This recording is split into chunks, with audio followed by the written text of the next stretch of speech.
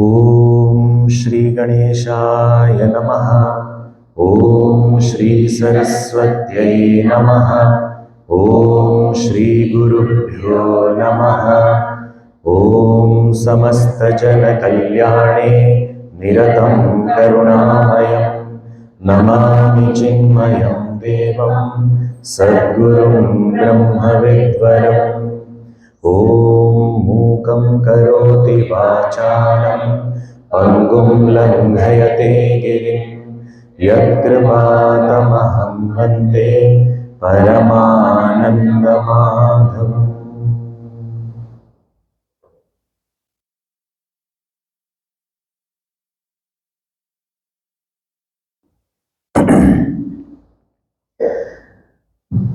Srimad Bhagavad Gita is the pendant in the necklace of Mahabharata.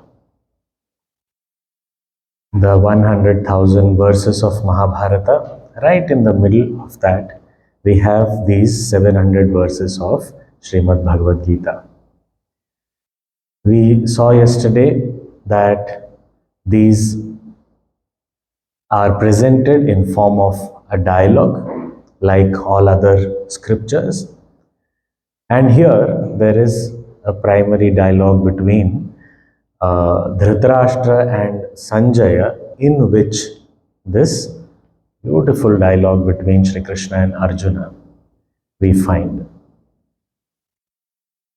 We saw who is Dhritarashtra, the one who had that aspiration to rule over the country, be the king, and held on to the post, even when there were others who could take over from him.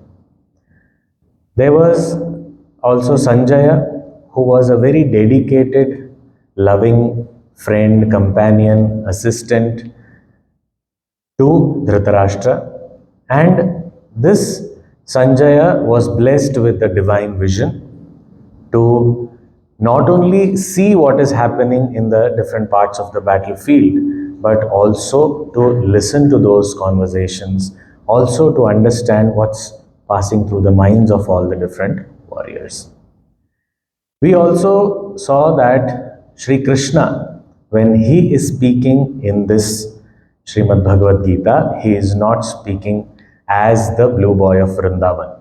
He is not speaking as a particular incarnation. He is speaking as the supreme reality that pervades the entire universe, that is the substratum of this universe. This Sri Krishna is addressing Arjuna. We also saw how this entire epic was composed, written down by the great Maharshi Vedavyasa, and he dictated it to his scribe, that was Lord Ganesha.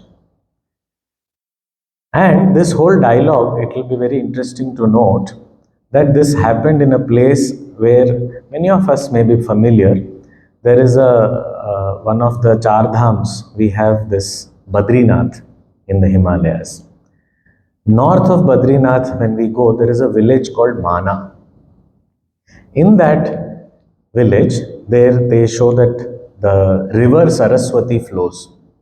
So river Saraswati is not seen at many places. So this is one place where we can actually see the river Saraswati flowing. And that river, that place, river Saraswati, is very, very noisy. Like the Ganges. she's very noisy. And on the two sides of Saraswati, on the two banks, there are two caves. And they are called, one is called Vyasa Gufa, the cave of Vyasa, and the other is called Ganesha Gufa, the cave of Ganesha. And it is said that's where they sat and wrote the Mahabharata. Now, the noise that emanates from the flowing of the river Saraswati at that place, person sitting next to, standing next to us also, it is difficult for them to hear what we are saying if we whisper or something. We have to be loud and clear.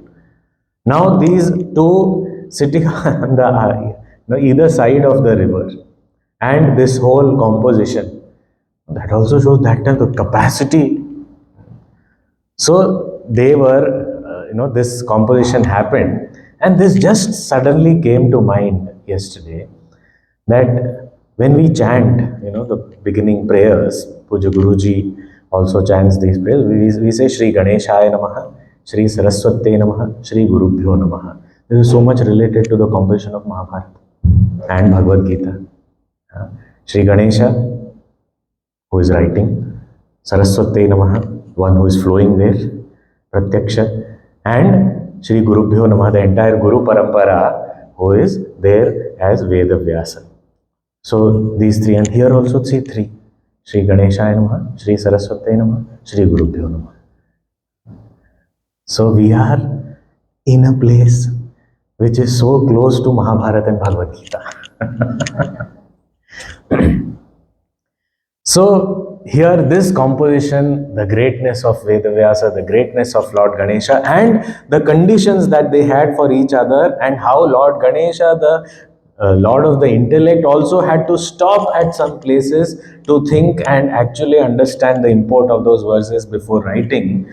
So we understand the greatness of this Mahabharata, and in that, this jewel, which is Srimad Bhagavad Gita. Now, to talk about the student, Arjuna. Who is this Arjuna? Why was he the chosen one? They were Pandavas also. His brothers were great. The eldest of the Pandava, Yudhishthira, is supposed to be known as Dharmaraja, the one who is an embodiment of righteousness. Why did he not get? What was special about Arjuna? It's not that the others were something, somewhere wrong or less, but there were special qualities in Arjuna. And whenever we understand the qualities that are there in the student of a scripture, we understand that these are the qualities we need to have so that the scripture has an impact on us. Otherwise, as somebody went and told Puja Gurudev that I have gone through the Gita number of times. And Gurudev asked, but how many times has Gita gone through you? That Gita going through us will happen when we have these special qualities that the student of the Gita, that is Arjuna, has. So some of them we will just try and understand, and then as we go ahead, we will also we'll discover so many beautiful qualities. The very name Arjuna also has many names, and in this Gita itself, Bhagavan is addressing Arjuna by various names. But Arjuna, which is the most popular name, that name itself comes from the word Riju. Riju means that who is the one who is straightforward. So one quality that Arjuna had, straightforwardness. Straightforward means what? Straightforward means if he has a thought, if he is convinced about something, then he will speak the same and do the same. Our case is quite different. We have some convictions, but when it comes to speaking and communicating, we say something quite different. And ultimately, when action comes, it will become something totally different. So this mismatch, disalignment we find in our lives. And it is there. Bhagavan Shankaracharya ji says in one place that this will happen sometimes in, when we have this transactional world, something or the other, such things may happen. It is possible. But it is not a justification that, it will happen. Shankaracharya ji has said it will happen. So then, it is natural. That's not the case. We have to learn from Arjuna that if I'm convinced about something, I speak the same language and I live up to it. This is one of the great qualities of Arjuna. And this is what in our scriptures Puja Gurudev explains. If we must all have read the books Kindle Life, Self Unfoldment. These are all basic books in the study groups, etc. We would have come across this, when Gurudev talks about Satya, Ahimsa and Brahmacharya. So he explains Satyam as intellectual conviction, where I am convinced about something, I believe firmly in something, I have understood it, and I speak the same language and I live it also. So, this Arjuna had very naturally. So, in the beginning of the Gita, we will find that he is very confident.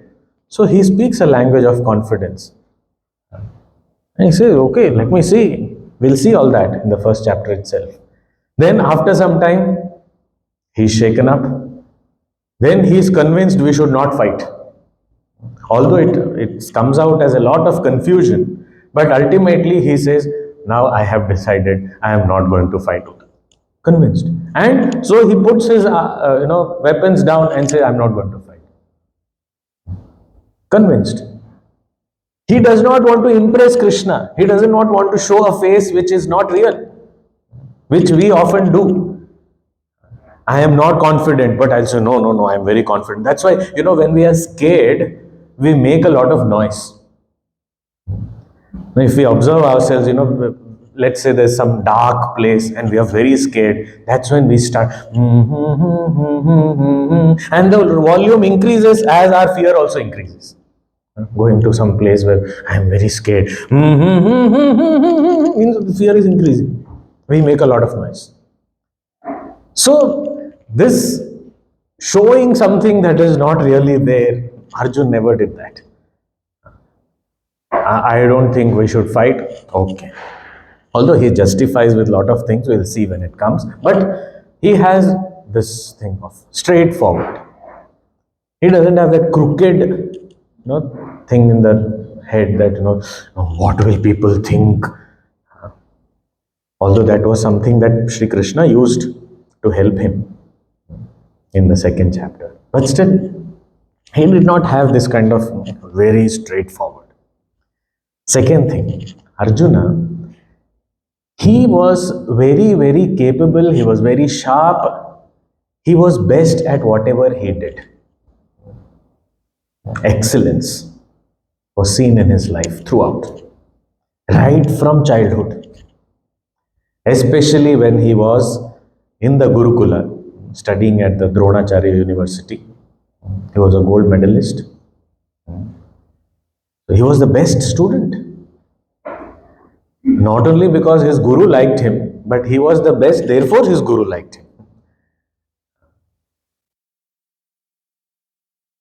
So any test, any exam, he always stood first. He was very clear. His clarity, his focus is seen in a particular incident we find where when he was studying in the Gurukul, living with the Guru, there in that residential setup, the Guru Dronacharya was the teacher, and the wife of the Guru, who was Kripi, was like the mother. They used to call her Guru Mata. And the mother used to feed them, take care of their needs, etc. And the teacher used to train them, instill discipline, etc. So typical like a father and mother would do at homes also. So Dronacharya had specifically instructed his wife Kripi that whenever Arjuna sits to have his dinner, make sure the lamp never blows off. This was a special instruction. No other instruction for no other student. Just when Arjuna sits for dinner, be careful, don't let the lamp blow off. She said, okay. Faithful wife, okay, he must have his own reasons. He is the teacher, so She said, okay, I'll take care. At one point, in the middle of the night, Dronacharya comes running and comes and asks Kripi, his wife, was the lamp blown off this evening when Arjuna was having dinner? Kripi was taken aback. She said, it was just for a few seconds. I remembered what you had said, but it was just for a few seconds. It got blown off. There was a breeze, and then I immediately lit it up, and there was not much time that was there. But how did you know? Dronacharya said, no, whatever had to be done, now it's over. But anyway, I'll tell you how I know. Come with me. Now, Dronacharya had an attachment towards his son, like Dhritarashtra had attachment to his son. Dronacharya was also attached to his son Ashwathama. And because of this attachment, he had already decided, because Arjuna being such a brilliant student, whatever he was taught, he excelled in that. So he wanted some things, that tricks of the trade, some parts he did not want to teach Arjuna, he wanted to teach only Ashwathama. So when he took Kripi along, in the darkness, those ashrams were all in the middle of the forest. So he took, and then Kripi could hear something. She said, who is shooting arrows in the dark of the night? Says, that's Arjuna. Oh, how? Till yesterday he was not doing. Said, today, when the lamp was blown off for a few seconds and he was eating, he got this thought, if I can eat in the dark, why can't I shoot in the dark? That was the focus of Arjuna. All the time, his mind was how I can excel, how can I be better in the art of warfare, in archery. That was his focus. Just a few seconds, the lamp got blown off. He discovered, why can't I shoot? And this art also came very handy during the Mahabharata war. One of the nights, the 15th night or something, they had the war happening at night also. And Arjuna could help the Pandava forces because of this art, which he picked up. And then once he has picked up, now Dronacharya knew that now nobody can stop him. He was the best. So that was Arjuna's focus, that was his excellence. He was constantly, it is called in Sanskrit, the word is upasana. Upasana of this knowledge. He constantly, his mind was focused to learn, to improve, to better himself, to compete with his own self. This is Arjuna's quality. All this is fine, but one thing that was the most important thing that was there in Arjuna, because of which he got the Bhagavad Gita, because of which we call him the chosen one. Anyone becomes the chosen one because of the choices one makes. It is not that out of luck, out of just serendipity, I am the chosen one. No. I have made right choices in life because of which today I am the chosen one. It's not to take credit for I am the chosen one. No, my guru has given me knowledge because I did some karma. No, not that way. But we have made some right choices in life because of which this grace could descend upon us. So Arjuna also made a very, very important, very, very significant choice in life. What was that? Before the war began, once the proposal for peace that Bhagavan Shri Krishna himself went as a peace envoy, he tried his best Nothing worked out. Now war was certain. Then both the parties, the Pandavas and the Kauravas, started gathering forces, started gathering allies. And in an attempt to gather allies, Duryodhan reached Dwarka and straight went to Sri Krishna's chamber to seek his help. He himself was not interested. No, because someone who is very ambitious and strong physically and all feel overconfident. What Krishna, what he will do? He was a cowherd boy. Little bit he has learned here and there some things. He's actually a musician and a dancer. What is he going to do? What warfare? He was actually not interested, but his uncle Shakuni was very sharp. He said, go and seek his help. So he went there and he went and sat. Sri Krishna was resting at that time. So arrogantly, he went and sat next to his head. Okay, when he gets up, I'll meet him. And almost at that time, Arjuna also arrived there. And he saw Sri Krishna resting. His heart was filled with devotion.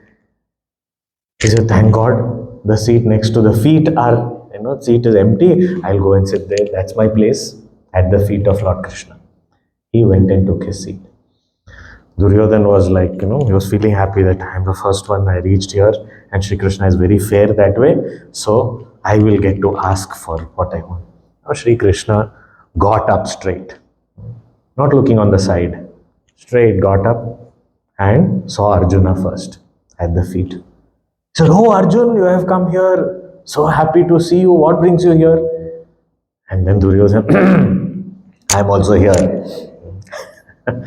So Sri Krishna, oh Duryodhan, you're also here. Okay, both of you have come. Tell me, what is it? So both of them said, we have come to seek help. So Sri Krishna said, look, both of you have come to seek help. I am related to both of you. And I am impartial. Whoever comes and seeks my help, I help them. But I cannot help both of you equally, so I have a proposal. On one side, I have my entire army. It was called Narayani Sena, this army, which nobody could defeat. It was a great army of the Yadavas. And the size of the army, if we have to just get an idea, they used to count the quantification of the army used to be in terms of Akshauhini. Now we call them as battalion. So Akshauhini, one Akshauhini included, just for an idea, about 27,000 or 28,000 soldiers who are having a chariot, riding in a chariot. Okay, 28,000 soldiers in chariots. About the same number of soldiers on elephants. And about 65,000 soldiers on horsebacks, cavalry. And about 100,000 something soldiers, foot soldiers, on foot with their weapons in hand. So this is the four parts of the one Akshauhini. So you can calculate. So more than 200,000. So that was the quantity of this one Akshauhini Sena. I said, this one, my entire army on one side, and the other side, I will be there, but I will not lift any weapon. I will not fight. I'll be by your side, but I will not fight. So these are the two choices. Duryodhan said, I said, wait. Don't jump. What is it? I saw Arjun first. So he gets the chance first to choose. Duryodhan said, no, that's not fair. I came here first. Whoever came here first, that doesn't matter. Whoever I saw first. Arjun took his seat next to Bhagwan's feet. So Bhagwan saw him first. He said, okay. So Duryodhana didn't have a choice. He said, okay, let him ask. And Arjun said at that time, Bhagwan, even if you don't come to the battlefield, what taking weapons? You don't have to fight. I'm not asking you to fight. You don't have to come to the battlefield also. Just be on my side, that's all. You should be with me, bas. You don't have to do anything. That much is enough. I want you. What will I do with the army? And Arjuna was capable of defeating armies single-handedly. So he said, I don't need the army. I want you. You come. And Duryodhana was relieved. He said, thank God he didn't ask for the army. He said, okay, my younger brother has asked for you. I will take the army, that's okay. Never mind. And then later on, Shakuni told him, what a foolish thing you did. You lost already. But this choice that Arjuna made, this was a choice. He was given a choice. If Duryodhan was given the choice and he would have taken the army, and then after that, whatever is remaining, that was Sri Krishna and Arjun took, that would have been some different thing that, whatever was there, he had to take. But here he had the choice. He had the choice to choose the Lord himself or something that belonged to the Lord.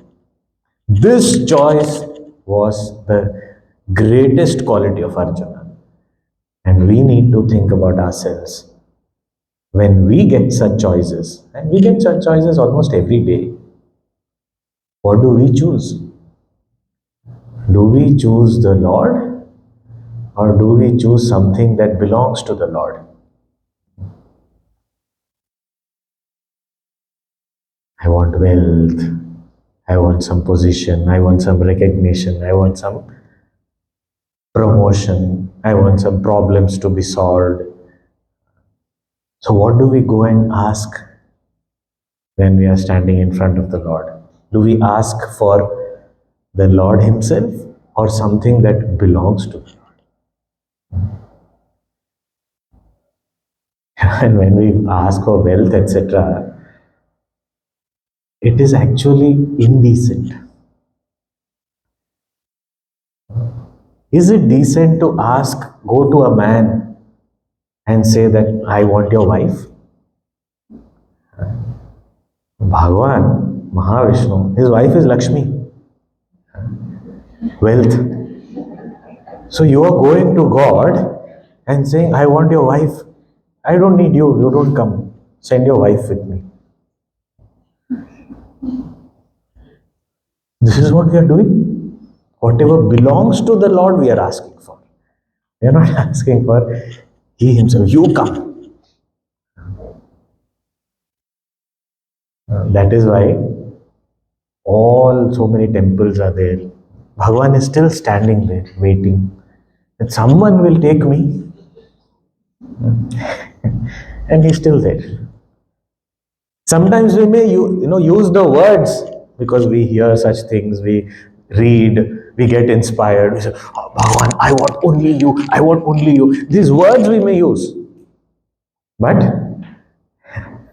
what we really want, that yearning, what will Bhagavan do? He is not even going to lift a weapon. What use does he have in my life? No, I'll settle for the army. That's better. Now I will take the army. Later, after retirement, I will choose the Lord. After retirement, I will go for satsang. Somebody went to a satsang after retirement, waiting for the whole life. After that, went to the satsang. And she was very distressed, this old lady. So the speaker asked, what happened, Amma? Why are you so, not comfortable. She said, I can't hear. She used to sit in the front row. I said, no, it's not very clear, it's not audible. So I said, okay, then you go back and sit near the speaker. The speaker will amplify, you will be able to hear. So if I sit there, then I can't see you. So at some place I can't hear you, some place I can't see you, and that's when we choose that I want to go for satsang. And what we get to hear in the satsang is what all mistakes I have made so far. Because I should have lived like this. This is what the scriptures say. I should have done this. I should not have done this. That's what happened. We are waiting, waiting, waiting. We will choose the Lord at some point. Someday we will choose the Lord. Arjuna did not wait. He said, this is the time I want you in the war. Even if you don't fight, who cares? You are the one who enables everyone to fight.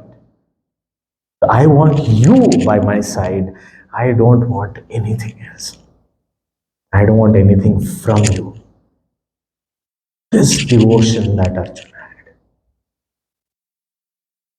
This is the greatest quality because of which he was chosen. He chose the Lord, and so he was chosen for the Gita. So we may have the book in front of us. We may read, we may listen. All this is possible. But are we doing it with this choosing? This choosing is very important. I want just him, nothing else. I won't settle for anything else. In the Kathopanishad, there is this very young student, 8-9-year-old boy, Nachiketa. He says, I want this knowledge and nothing else. He is given so many temptations, but he withstood like a rock. He said, you may tempt me with whatever. I don't want any of these things. I just want this knowledge, nothing. This was the choice Arjuna made. That greatness of Arjuna is because of this choice. And once we choose the Lord over anything else, He'll make sure we are victorious. And then Bhagavan said, what will I do? I am on your side and I do nothing. That's not, no. I should be there, I should do something. And I want to come to the battlefield with all of you. So, I will be your charioteer. He chose to become the driver of Arjuna. I'll be there with you. And that's the greatest fortune Arjuna had. Because everyone else, if he was even riding a chariot and coming next to Arjuna, he would be away. The charioteer is closest to the warrior.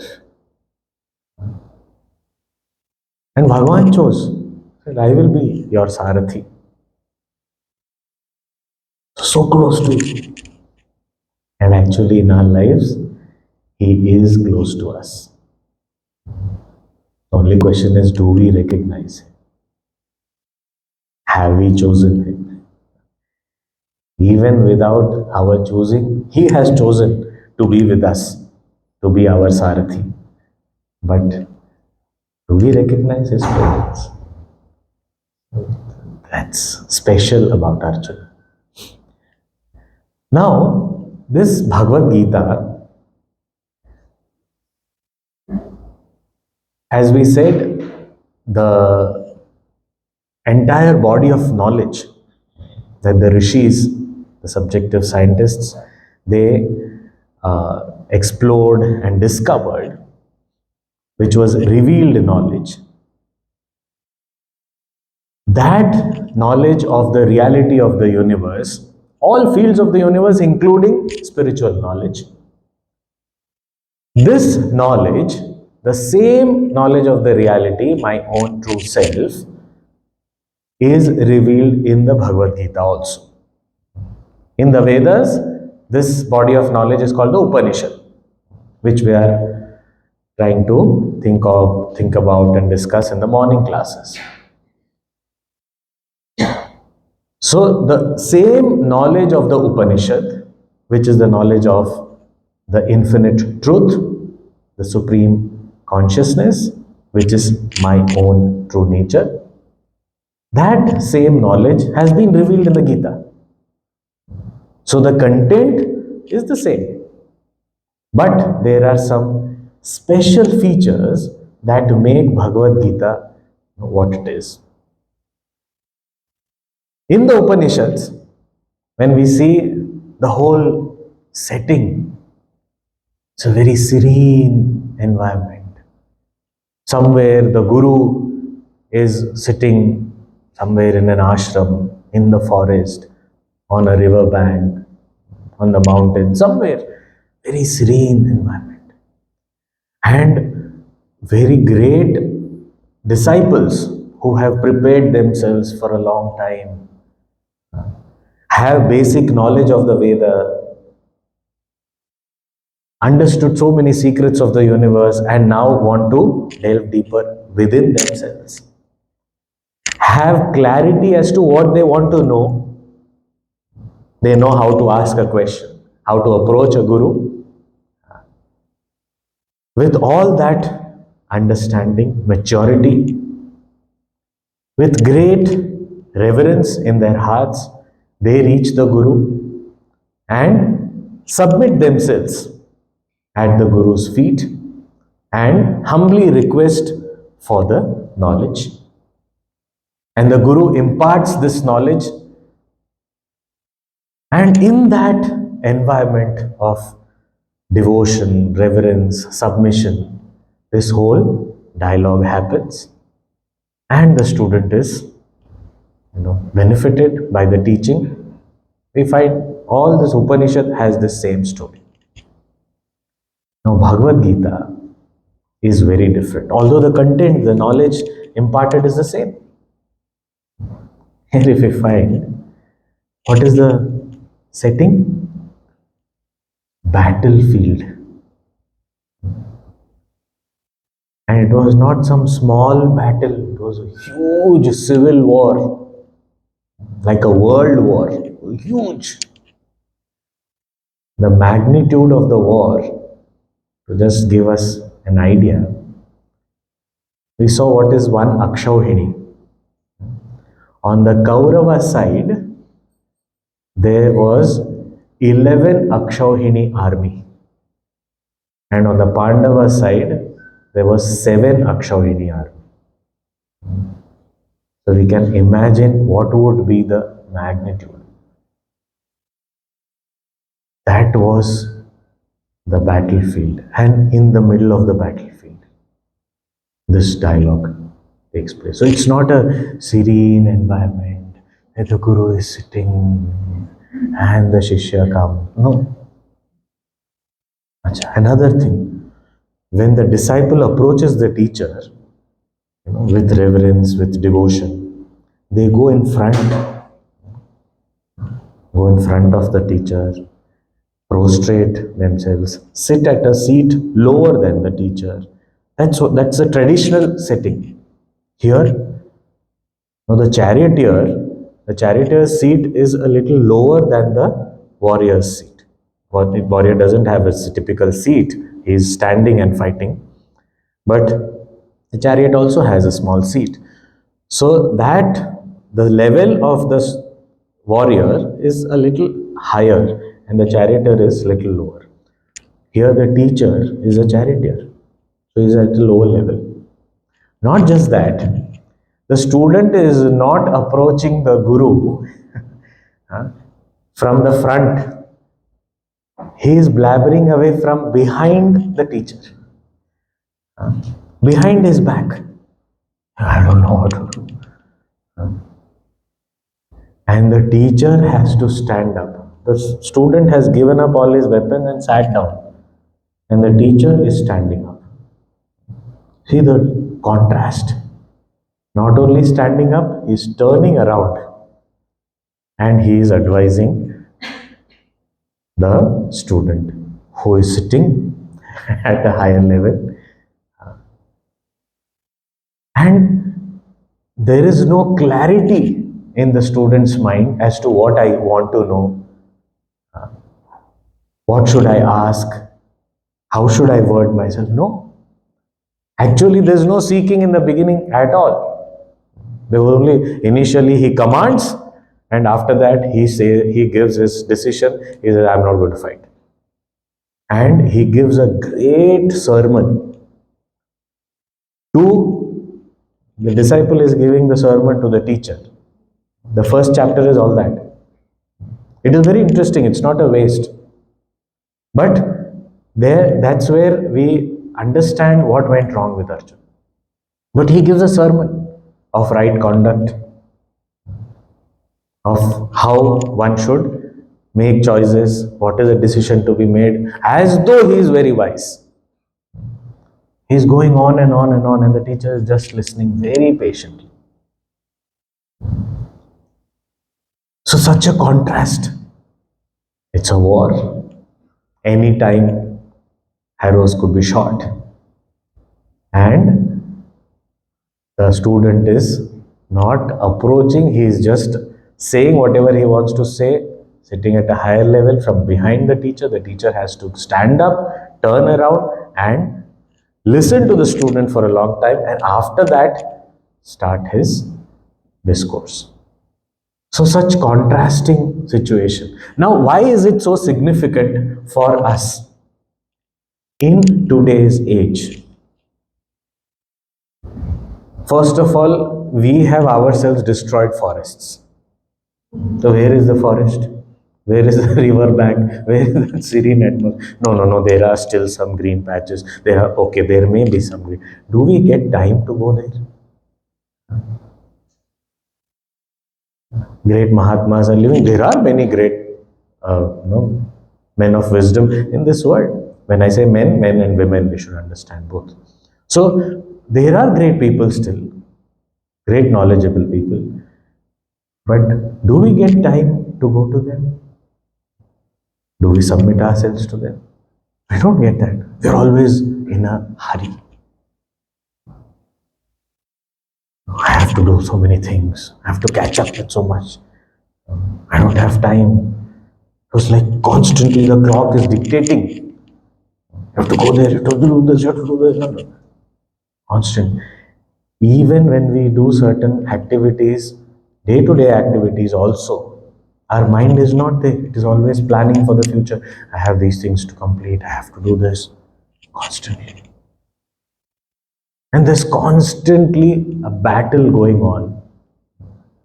Puja Gurudev explains this very beautifully in the commentary. If you see the commentary, it is very, very beautifully explained. He says, we also have this conflict happening between our own senses on one side, mind on one side, intellect on one side. All this, they are all constantly having conflicts. I make a decision, and then there is another party waiting to say that was wrong.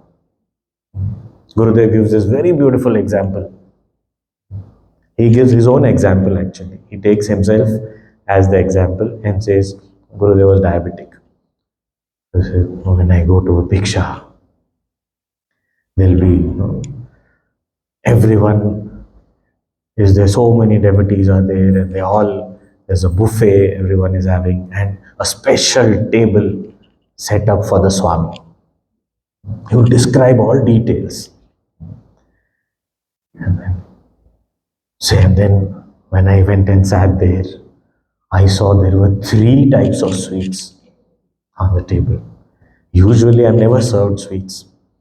But then it was there, so I thought, today I will have a go at it. And suddenly there were so many people and started serving this, that. I said, okay, let me eat the other things, and last we will enjoy the sweets. And by the time that last came, the sweets disappeared from the table.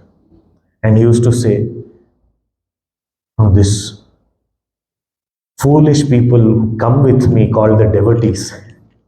They say, oh, the Swami should not have sweets, and they took it off the table. But the host did not know. So they also said, Arif, where is the sweet? So the host, the lady of the house, came and served me a sweet. Now I had the sweet in front of me. Now my body, my senses, they are saying, come on, come on. This is your chance. Otherwise you never get. The mind is saying, are you sure? Do you really want to have that? And the intellect, it starts repeating whatever the doctor has said. If you eat, then it will affect the internal organs. Slowly, one after the other, the organs will start failing. Don't eat, don't eat. So on one side, the intellect is saying, don't eat. The senses, the body is saying, come on, go for it. And the mind is sometimes here, sometimes there. Says, no, no, I don't think you should eat. It is not good. You should not eat.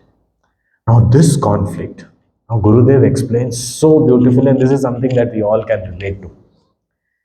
Any decision we make, let us say I went with the body and the senses and I ate. At night, when everybody goes away, I have to be alone with my senses, with my mind, with my intellect. And when I'm alone, the mind says, I told you you should not have eaten. Why did you eat? And the intellect says, can you feel? Slowly, you are dying, drowning in your own juice. Can you feel the organs failing? It is happening now. Whatever the doctor said is happening. Oh, now this conflict. Let us say one chooses not to eat.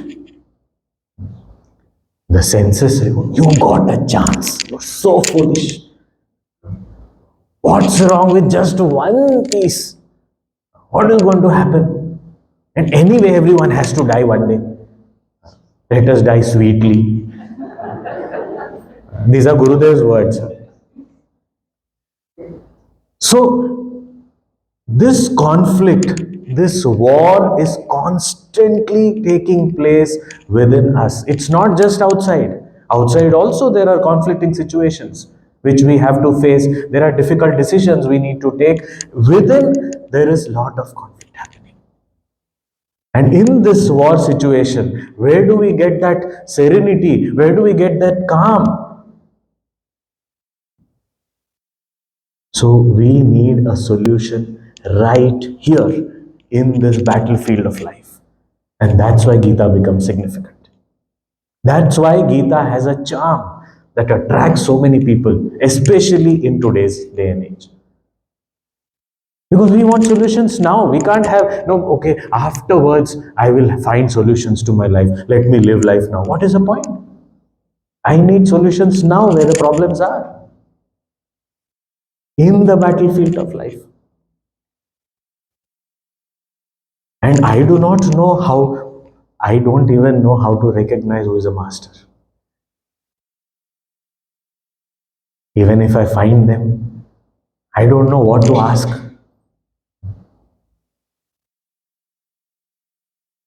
So we ask something. Where are you from? No, basically, where are you from? Oh, your parents live there. You know, Gurudev was born in Kerala. Kerala is a divine land. Adi Shankaracharya's land. No? That is more important for us. And the greatest knowledge that he gave. So when we come face to face with a great master, what should we ask? We don't have clarity, just like Arjuna. And we speak more and don't allow the master to speak. We have our own things to tell the master. like Arjuna does in the first chapter of the Gita. We are so, that is why Arjuna is called our representative in the Gita. But he is better than all of us. But he is our representative. This mindset we also have, and when we proceed further, we will see what kind of confusion he gets into, what kind of situation he lands himself into. So this is the situation we are in, and we demand a solution right now, although we do not know how to seek it. We are looking for something. We feel there is something missing. I need something. I want something, but I don't know how to get it. If I have made the right choice of having Bhagavan by my side, then even if I do not know how to look for the solution, what kind of questions to ask, he is there to guide us. And that is why making the right choice is very important. Often when we talk of knowledge, it is always said, knowledge is something intellectual people, they go for knowledge. And devotion is, people who are very emotional in nature. For them, devotion. I'm a jnana yogi.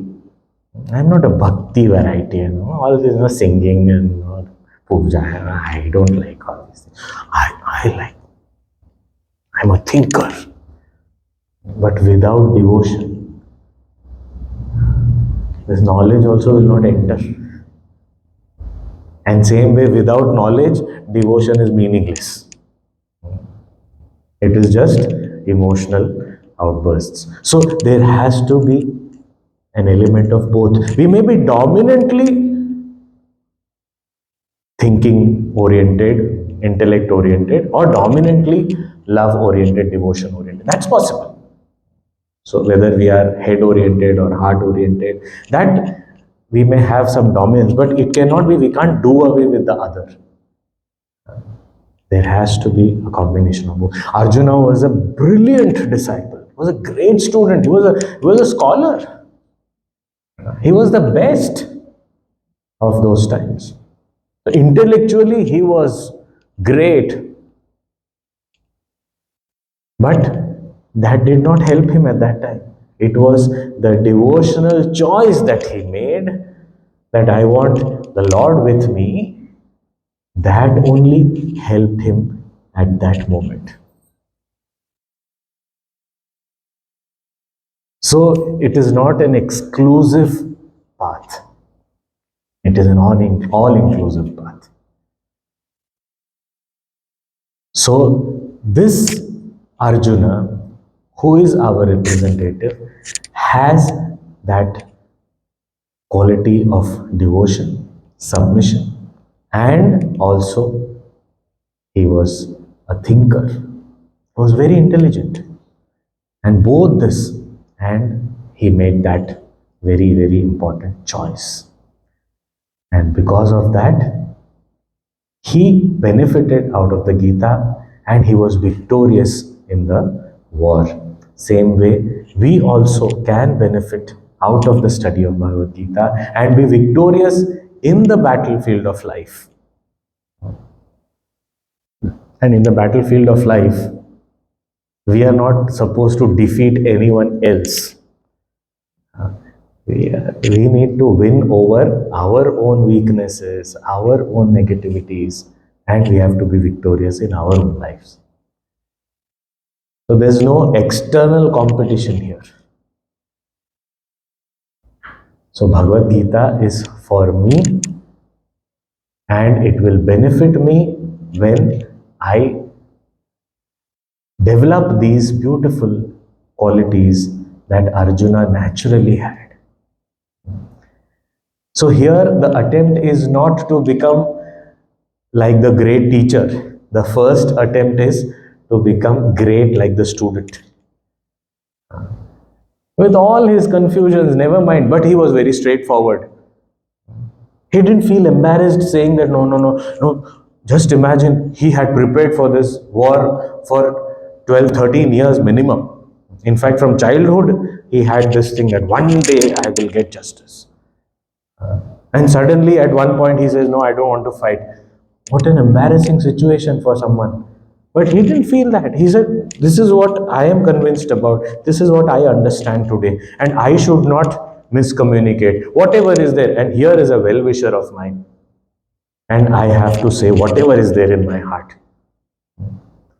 Often what happens is when we go to pray, and we're standing in front of the Lord, we sometimes say, the Lord knows everything, so I don't need to express. I don't need to say anything. And Bhagavan says, okay, when you express that time we'll see. Why? Because he wants us to express, because expression only gives us clarity. Bhagavan already knows and he's already taking care. Expression or communication gives me clarity as to what my problem is and what am I seeking. So that's important. And the Lord is very, very democratic. He will not impose anything upon us unless asked. He does not impose himself upon us. Now, this very, very famous incident in the Mahabharata of Draupadi's insult in the court. So we must have all heard this. It was a very unfortunate event that happened in the court of Hastinapur.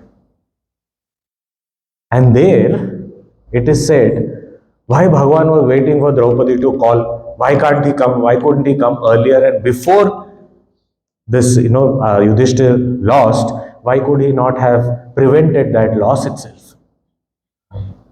He could have, but was he called?